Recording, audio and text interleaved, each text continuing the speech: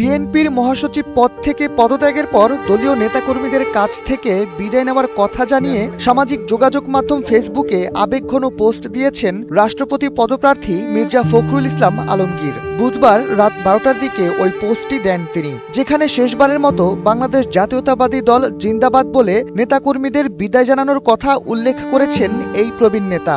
লেখেন, প্রিয় নেতৃবৃন্দ, আজ আপনাদের থেকে সর্বশেষ বিদায় নেওয়ার সময় এসেছে। আজকে শেষবারের মতো বাংলাদেশ জাতীয়তাবাদী দল জিন্দাবাদ বলে বিদায় নিচ্ছি।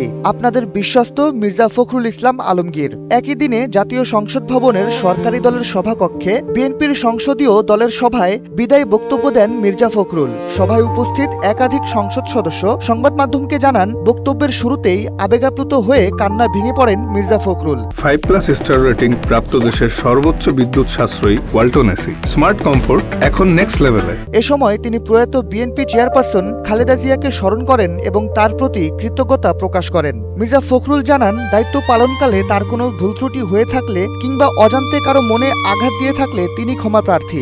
দল তাকে যে সম্মান ও দায়িত্ব দিয়েছে, জীবন দিয়ে হলেও তিনি সেই সম্মান রক্ষা করবেন। আরও জানান, দেশের স্বাধীনতা ও সার্বভৌমত্বের প্রশ্নে কোনো আপোষ করবেন না তিনি।